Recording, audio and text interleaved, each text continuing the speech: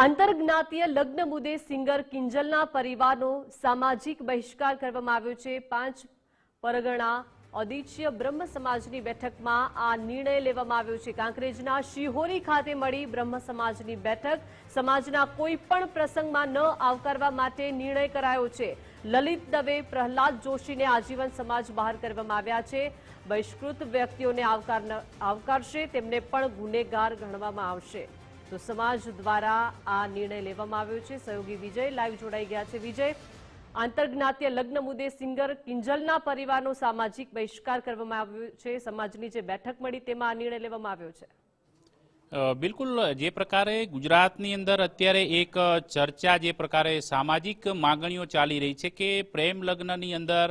માતા પિતાની સહીને ફરજિયાત કરાય ને આ માટે સરકાર કોઈ નિયમ કે કાયદો બનાવે તે માટે સંગઠનો માંગ કરી રહ્યા છે। તો બીજી તરફ આજે જે સમાચાર છે તે એક જાણીતા હસ્તી એટલે કે ગુજરાતના જે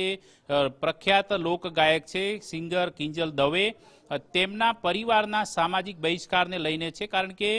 5 પરગણા ઔદિચ્ય બ્રહ્મ સમાજની આજે એક બેઠક છે તે કાંકરેજ તાલુકાના શિહોરી ખાતે મળી હતી ને ત્યાં આ પ્રકારનો નિર્ણય કરાયો છે જેમાં કિંજલ દવેના પરિવારના સામાજિક બહિષ્કારની વાત કરવામાં આવી છે અને સર્વાનુમતે આ 5 પરગણા બ્રહ્મ સમાજના અગ્રણીઓએ મળેલી આ બેઠકની અંદર આ નિર્ણય કર્યો છે। કારણ કે આ નિર્ણય લેવા પાછળનું જે કારણ આપવામાં આવી રહ્યું છે એ છે 6 ડિસેમ્બરના રોજ જે પ્રકારે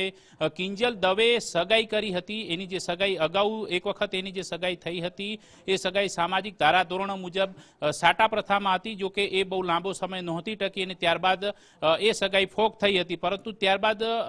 કેટલોક સમય વીત્યા બાદ ફરીથી કિંજલ દવે પોતાના સગાઈ અંગેની જે જાહેરાત કરી અને એ જાહેરાત સાથે જ સામાજિક રીતે તેમના વિરુદ્ધમાં એક લોકસૂર પણ ઉઠ્યો અને સામાજિક રીતે બહિષ્કારની વાતો ઉઠી અને બધા વચ્ચે એક સામાજિક રીતે આજે બેઠક થઈ અને બેઠકની અંદર નિર્ણય કરાયો છે। નિર્ણયની એક પોસ્ટર છે એ પણ સામે આવ્યું છે કે આખરે કયા પ્રકારનો નિર્ણય કરવામાં આવ્યો છે તેના ઉપર પણ આપણે નજર કરીએ કે આ એ જે પોસ્ટર છે પોસ્ટરની અંદર આખરે એ સામાજિક રીતે શું દર્શાવવામાં આવ્યું છે। તો તેની અંદર જે આનંદ પ્રકાશ બાપુ જે છે જે 5 પરગણા સહસ્ત્ર બ્રહ્મ સમાજના જે પૂજનીય છે એટા ખાતે તેમનું મોટું મંદિર આવેલું છે એમના પોસ્ટર એમના ફોટો સાથે એક જે પોસ્ટ જાહેર કરાઈ છે પોસ્ટની અંદર સ્પષ્ટ લખ્યું છે કે આજે 14/12/2025 રવિવારના શિહોરીના આનંદવાડી ખાતે મળેલ શ્રી 5 પરગણા ઔદિચ્ય સહસ્ત્ર બ્રહ્મ સમાજની મીટિંગમાં નીચે દર્શાવેલ વ્યક્તિઓને આ જીવન સમાજની બહાર કરવામાં આવે છે, જેની 5 પરગણા ઔદિચ્ય સહસ્ત્ર બ્રહ્મ સમાજે ખાસ નોંધ લેવી। એટલે સમાજના કોઈ પણ પ્રસંગમાં આ વ્યક્તિઓને આવકારવા નહીં, જે આવકારે છે તે પોતે પણ ગુનેગાર થશે અને એને પણ સમાજ બહાર કરવામાં આવશે। એટલે આ એક પ્રકારનો એવો નિર્ણય છે કે આ નિર્ણય કાયદાકીય દ્રષ્ટિએ જોવા જઈએ તો સામાજિક બહિષ્કૃત કરવું એ એક અપરાધની શ્રેણીમાં પણ આવતું હોય છે, પરંતુ સામાજિક રીતે આ નિર્ણય લેવાયો છે તો એ નિર્ણયના હવે કયા પ્રકારના પડઘા પડે છે એ પણ જોવાનું રહેશે। કારણ કે આ જીવન સમાજની બહાર જે વ્યક્તિઓને કરવામાં આવે છે એમાં 2 નામ છે। એક છે દવે લલિતભાઈ જેસુંગપુરા જે કિંજલ દવેના પિતાશ્રી નામ સાથે લખ્યું છે, એમની સાથે જોશી પ્રહલાદભાઈ વશરામભાઈ શિરવાડા જે કાંકરેજ તાલુકાનું જે એક મોટું ગામ છે શિરવાડા ત્યાંના, એટલે 2 વ્યક્તિઓ છે એ સગા સંબંધીઓ પણ થાય છે, એમને સામાજિક રીતે આ જીવન સમાજની બહાર કરવામાં આવ્યા છે। જોકે આ મુદ્દો અત્યારે હાલ ઉત્તર ગુજરાતની અંદર ટોક ટાઉન બન્યો છે, કારણ કે